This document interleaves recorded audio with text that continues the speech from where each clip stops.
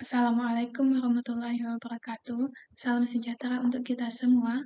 Perkenalkan nama saya Sumiati dengan NIM 1811304129. Di sini saya akan melaksanakan revisi perbaikan dengan menjawab kembali pertanyaan yang telah diberikan pada saat ujian seminar proposal oleh dosen penguji 1, Bu Isnin Aulia Ulfa Muawana, MSI MSC. Dan penguji 2 sekaligus pembimbing saya, yaitu Pak Arif Yusuf Wicaksana, MSc APT. Untuk memulai, saya langsung masuk ke pertanyaan pertama, yaitu alasan saya memilih judul ini. Alasan saya memilih judul ini karena logam salah satu bahan yang berbahaya, salah satunya adalah timbal. Timbal ini memiliki dampak terhadap tubuh manusia, terutama sistem reproduksi, sehingga saya ingin mengetahui seperti apa jika dilihat dari uji labnya. Karena banyak yang mengatakan akan ada penurunan kualitas sperma ketika terpapar oleh timbal. Salah satu yang mengatakannya adalah dari Lee et al. 2018. Pertanyaan selanjutnya, mengapa menggunakan hewan uji tikus sebagai objek penelitian? Dikarenakan sesuai etik, ketika kita ingin menguji suatu racun, tidak boleh dilakukan langsung ke manusia. Makanya menggunakan hewan uji sebagai penggantinya. Pertanyaan yang ketiga, kenapa jenis tikus sister galur yang digunakan? Dikarenakan populasinya banyak dan mudah ditemukan juga. Yang keempat, apa yang dimaksud dengan histomorfologi? Histomorfologi yang membahas tentang struktur jaringan secara integral dan komprehensif. Jaringan fungsional, salah satunya adalah jaringan testis. Selanjutnya ada apa yang dimaksud dengan spermatogenesis? Spermatogenesis adalah proses pembentukan sel sperma di dalam testis pria. Baik, di sini saya akan menjelaskan bagaimana proses pengolahan jaringan testis. Di sini yang pertama dilakukan adalah proses fiksasi. Jaringan testis yang utuh dan dicuci bersih dan dipotong maksimal 1 kali 1 cm agar penyerapan alkoholnya lebih maksimal. Dilakukan fiksasi dengan larutan formalin 10%, idealnya menggunakan formalin buffer. Selain formalin 10%, dalam proses fiksasi juga dapat menggunakan larutan Boyne, Zanker-formal, etil alkohol, campuran asam asetat alkohol formalin. Kemudian proses fiksasi ini dilakukan selama 24 jam. Tujuan dari dilakukannya fiksasi ini adalah untuk mengawetkan dan mengereskan jaringan. Di sini kenapa idealnya menggunakan formalin buffer? Karena hipoksia pada jaringan dapat menurunkan pH sehingga harus ada fungsi buffering pada cairan fiksasi untuk mencegah keasaman yang berlebihan. Karena keasaman dapat mempengaruhi pembentukan formalin hem yang muncul sebagai warna hitam yang dideposit dalam jaringan. Yang kedua ada dehidrasi.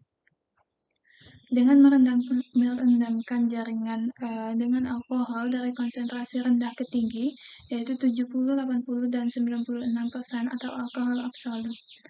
Semakin tinggi konsentrasi asam, semakin bagus proses dehidrasinya. Masing-masing larutan minimal 12 jam. Selain alkohol, proses dehidrasi juga dapat menggunakan larutan aseton selama 3-20 jam. Namun aseton ini jarang dijual karena merupakan bahan pembuatan narkoba. Fungsi dari dehidrasi ini adalah untuk mengeluarkan cairan yang terdapat di dalam jaringan yang telah difiksasi, sehingga jaringan nantinya dapat diisi dengan parafin atau zat lainnya yang dipakai untuk membuat blok preparat. Selanjutnya ada clearing atau pembeningan. Fungsi dari clearing ini adalah untuk mengeluarkan alkohol setelah pembeningan dengan larutan alkohol dengan cara memasukkan jaringan ke dalam larutan silol 1 selama 30 menit dan kembali memasukkan ke dalam larutan silol 2 selama 30 menit juga. Kemudian selanjutnya ada embedding atau pembenaman. Setelah cairan ditarik oleh silol, maka jaringan akan tinggal bagian padatnya sehingga susah dipotong. Untuk mengisi bagian yang kosong itu dilakukanlah pembenaman dengan parafin sehingga jaringan dapat dengan mudah dipotong. Pembenaman ini memakai 3 wadah parafin yang ditempatkan di dalam oven. Jaringan direndam selama 1 jam di setiap wadah. Tujuan dilakukan 3 wadah ini agar ada resting dan praktikan tetap terjaga ataupun tidak bosan selama menunggu selama 3 jam.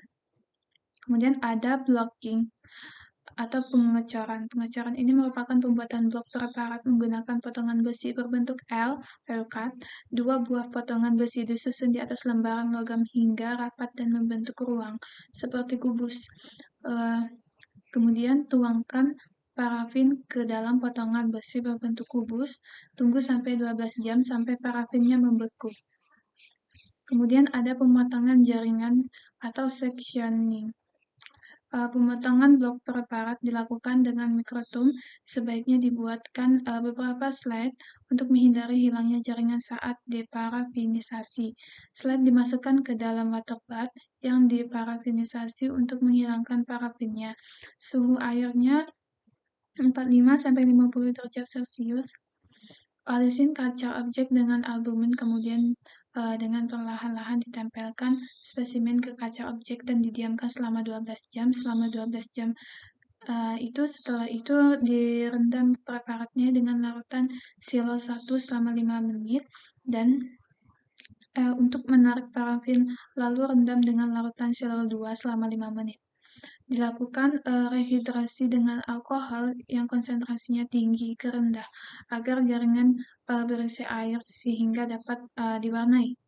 Kemudian dicelupkan secara dipping ke kaca objek yang berisi jaringan ke dalam alkohol absolut 2 kali selama 2 menit, alkohol 90% 2 kali selama 2 menit, 80% selama 2 menit sebanyak 2 kali, dan 70% sebanyak 2 kali selama 2 menit.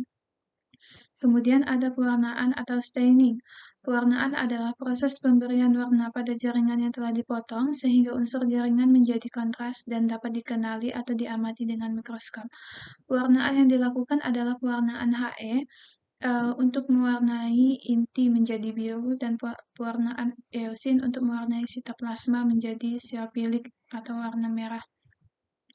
Dengan cara memasukkan kaca objek yang berisi jaringan ke dalam lautan hematoksilin 5-10 menit, kemudian dibilas dengan air mengalir, kemudian dimasukkan ke dalam larutan eosin dan dicuci dengan air mengalir.